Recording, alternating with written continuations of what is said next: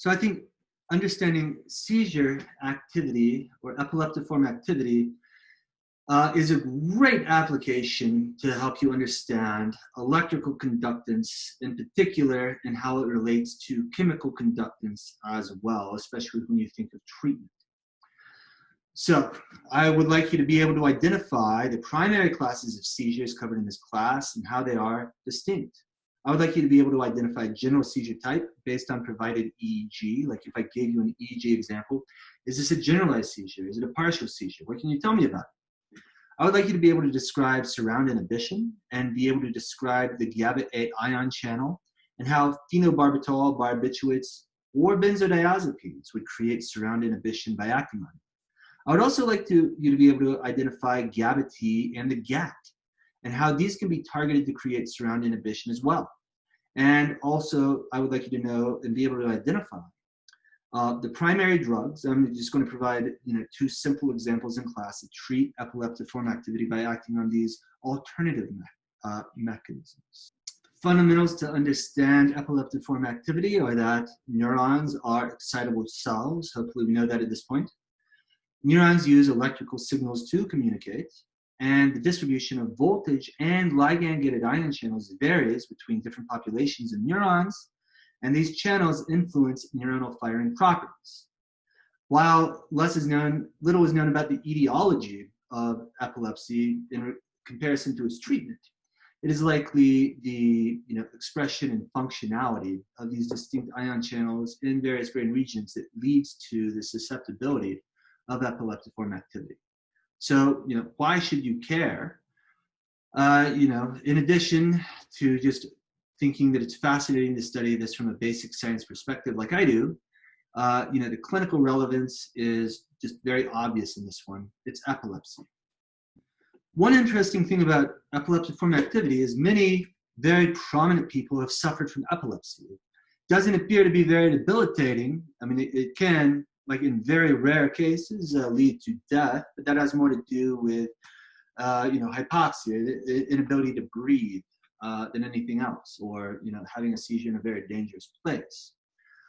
But yeah, very successful athletes, artists, writers, politicians, leaders have had epilepsy. It's speculated that both Socrates and Julius Caesar suffered from epilepsy, or at least had some epileptiform activity. The Supreme Court Justice John Roberts suffers from epilepsy. Prince suffered from epilepsy. So I mean, it has affected many different people throughout history. Some important definitions here are that a seizure would be a clinical manifestation of an abnormal or excessive excitation of a population of neurons. Epilepsy is a tendency toward recurrent seizures that are not a result of systemic or neurological insults. Epileptogenesis is a sequence of events that converts a normal neuronal network into a hyperexcitable one. There are also several types of seizures that we're going to talk about. They're going to be the partial ones. It can be either simple or complex.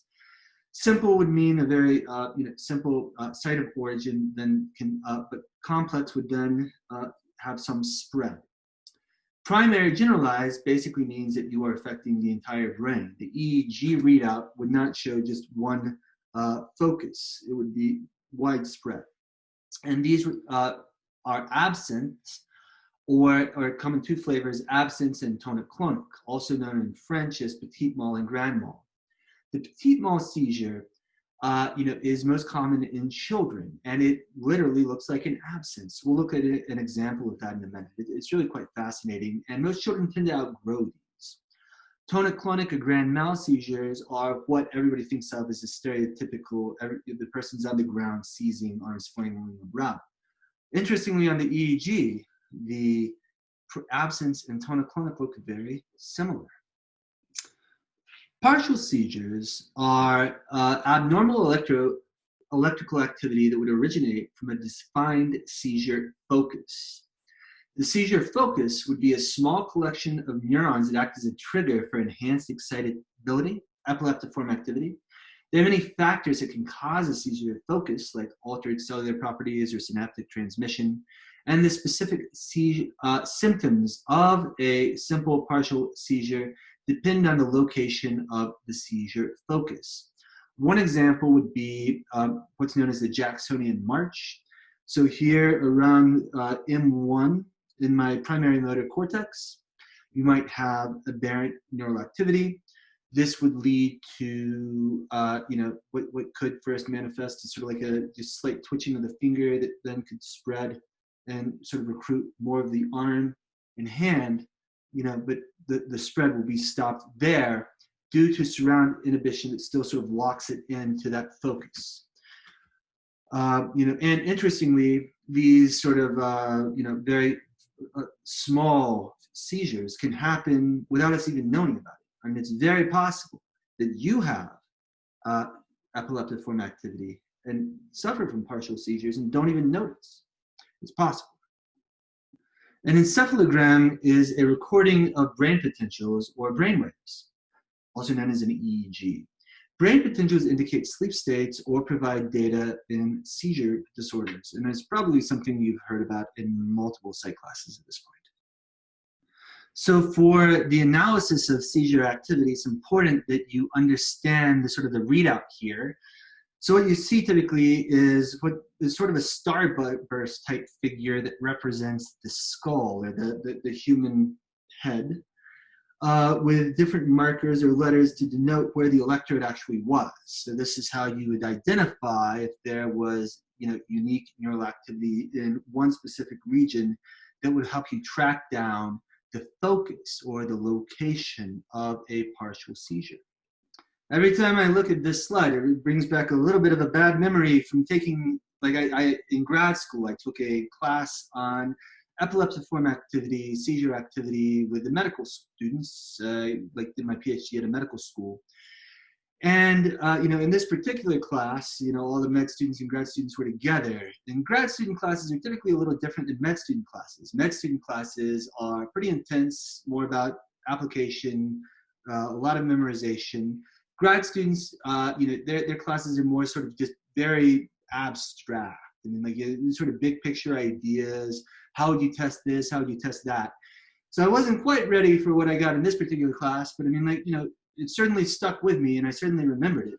But the way that class was conducted is, it was assumed that we already knew a good bit about the EEGs and these sorts of things, and the instructor would just throw up these sort of starbursts, and just point and be like, what is the focus of the seizure? What is the treatment? What is the diagnosis? Go! And it's like, you better know it, or you're going to, be somewhat humiliated in front of the class. So, we certainly don't do that here, and that's I'm not going to trick you or put you on the spot. But I would like you to be able to recognize, a couple of these here. So what we're looking at here is you can see the little starburst there is a representation of the person's head with the different, places that the electrodes would have been placed in each line, representing what's going on in that particular field. So here you can see that this person has a very clearly defined focus of a partial seizure in the right temporal lobe. Just trace that line of the aberrant activity. Which little burst is it coming from? Where on the skull is that coming from? And that'll show you where that seizure originated. What's the cause of the seizure? What's the treatment? Just kidding. Yeah. So, obviously here the answer would be there's a generalized seizure. And one thing to know here is that the treatment of epileptiform activity is very different. You get different treatment for an absent seizure, a tonic-clonic seizure, and a partial seizure. And a lot is known there that we're not going to go into detail and depth because we're not training you to treat patients here. Just know that you would tailor the actual drug treatment to the form of the seizure. But this is a primary generalized seizure, and you can see that at the same time, you really see the emergence of epileptiform activity throughout all sensors throughout the brain. This would be a defining feature that would automatically tell you this is either a grand mal or a petit mal seizure. absence seizures are just fascinating to me. I mean, first, it's worth pointing out that absence seizures typically go away over the course of development, but they occur in children. A lot of people's parents don't understand or recognize that they have them. They just sort of think they would describe their kid as a space cadet, or like sometimes they go into space or something like this. But the typical absence seizure begins suddenly and lasts about 10 to 30 seconds. I mean, it's quite brief. So, I mean, again, if you don't know what you're looking for, you're very easy to miss it. Even if it's occurring regularly. It produces a loss of awareness and minor motor manifestations such as blinking and lip smacking. So, in the next video here, I have a little video of a patient, a young child having their seizure induced. This is typically done by simply exactly what you are about to see. By the patient breathing over and over and over like that until they induce an absence seizure. And at that point, if they were to be attached to the EEG, it would look identical, really, to what you see in a grand mal or tonic-clonic seizure, which would be associated with a flailing about.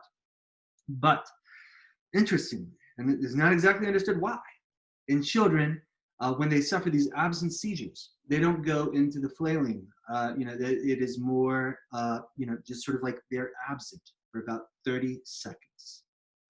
Hi, Tyler. Hi. What are we here to do today? Blow on the piece of paper to see what it looks like to do a seizure. Yeah, okay. Well, go ahead and start whenever you're ready. Yeah.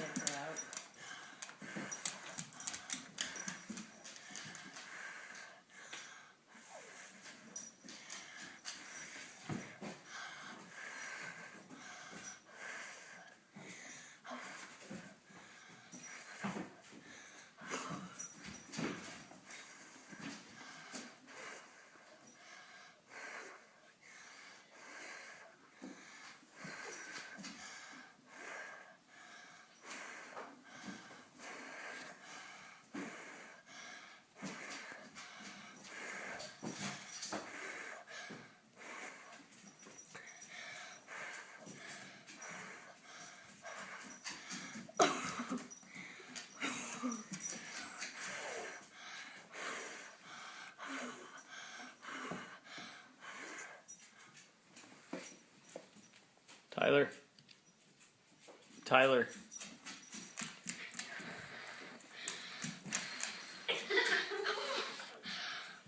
Tyler. Tyler, you can stop. Tyler. What? Hi. You can stop now. Take a deep breath. You're okay. You can stop. Stop breathing.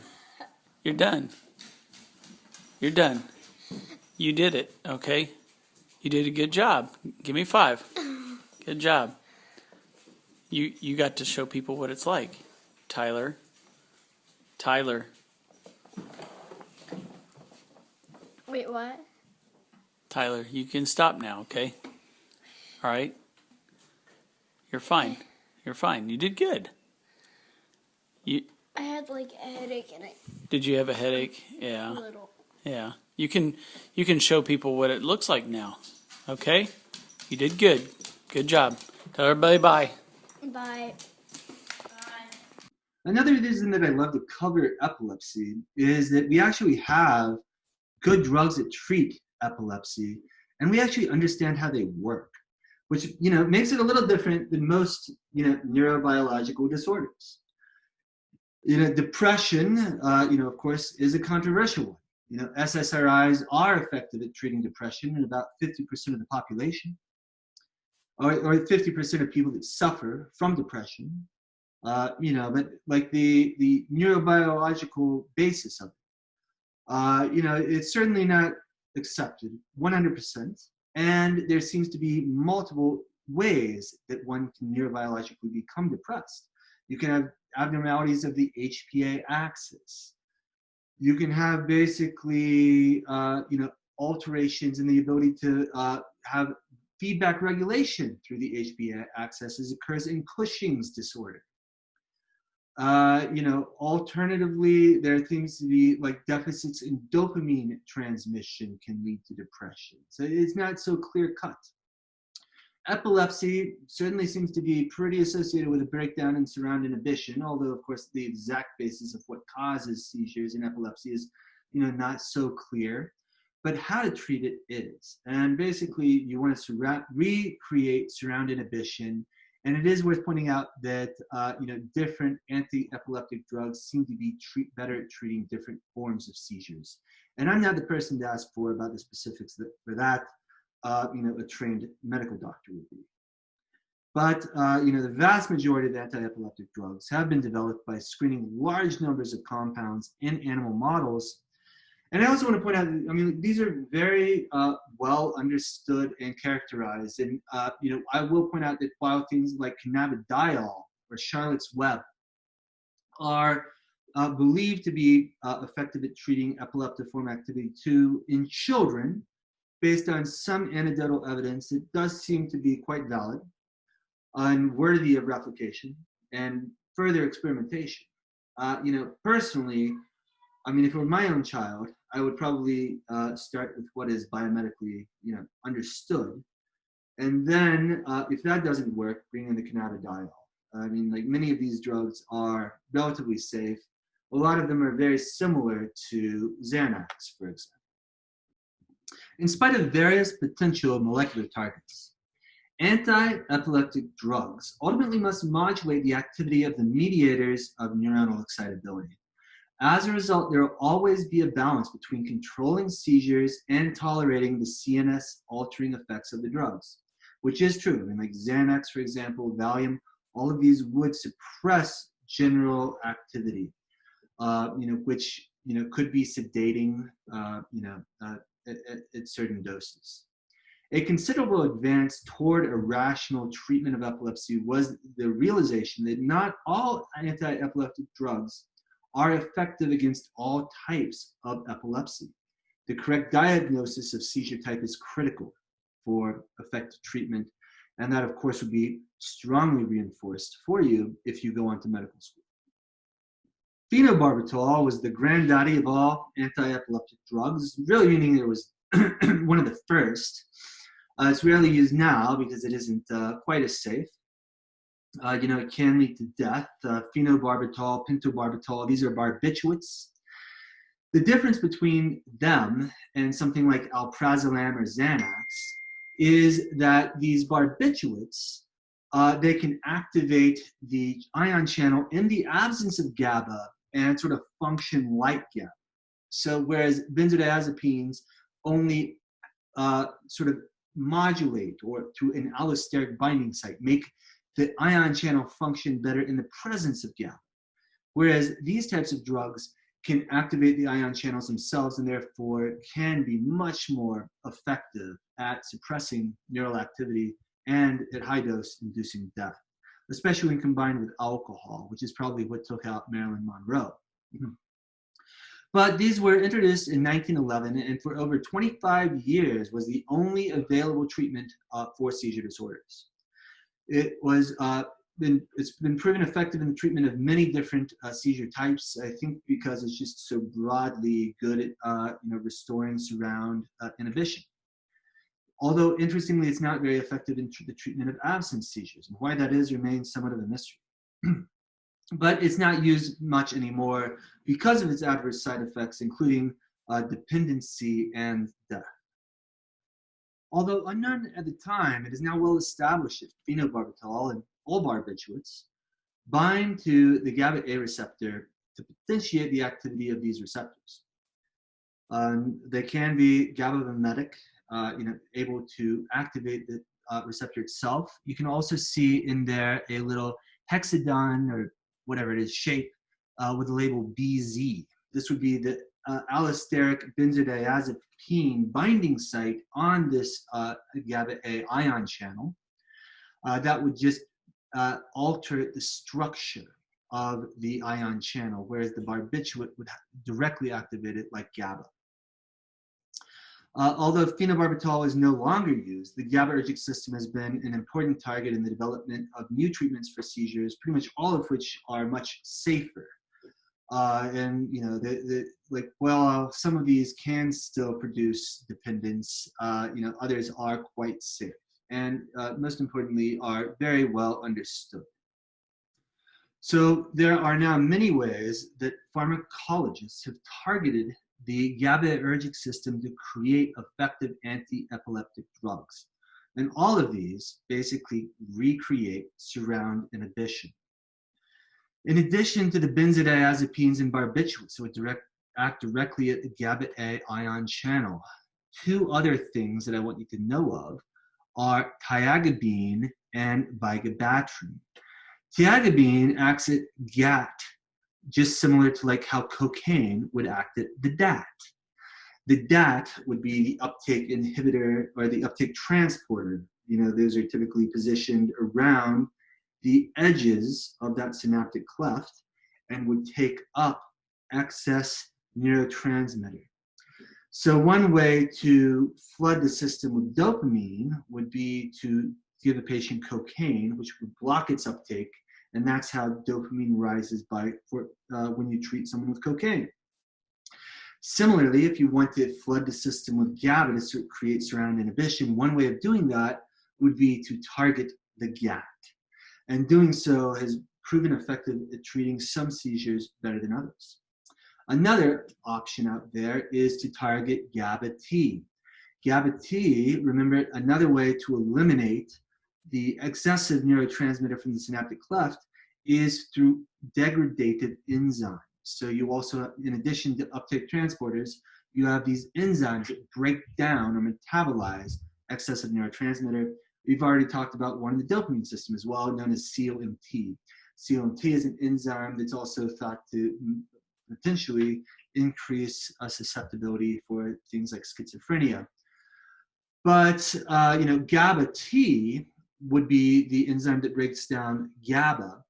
And if you prevent that with an antagonist of GABA-T, you can also increase GABA levels to reduce surround inhibition. You know, all of which can be tailored specifically to the patient and are very well understood.